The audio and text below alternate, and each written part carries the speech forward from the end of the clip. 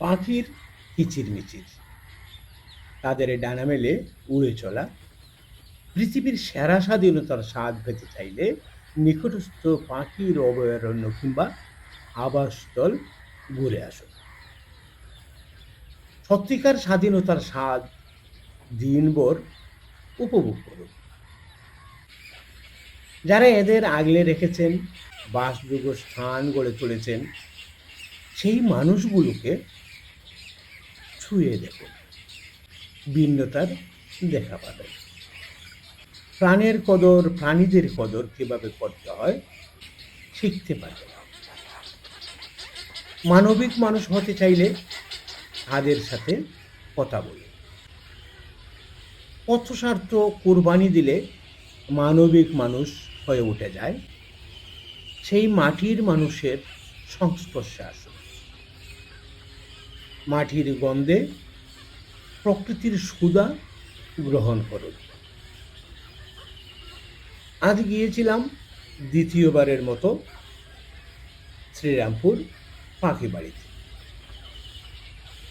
ইচ্ছে ছিল তাদের সাথে দিন কাটাই, পাখিদের সাথে দিন কাটাই,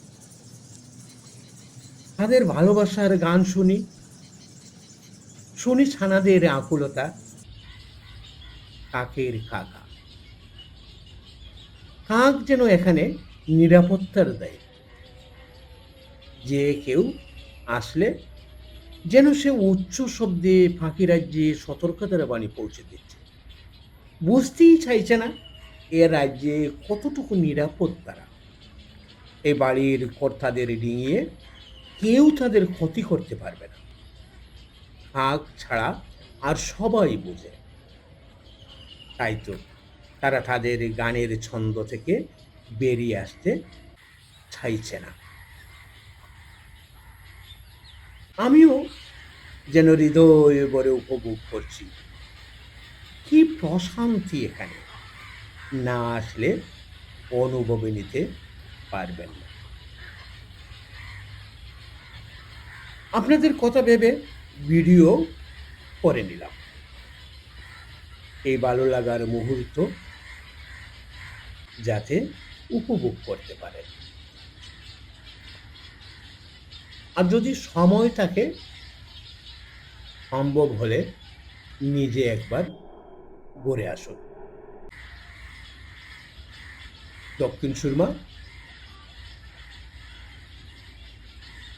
কদমতলী পয়েন্ট থেকে খুব সহজেই সেই বাড়িতে আপনি পৌঁছে যেতে পারবেন।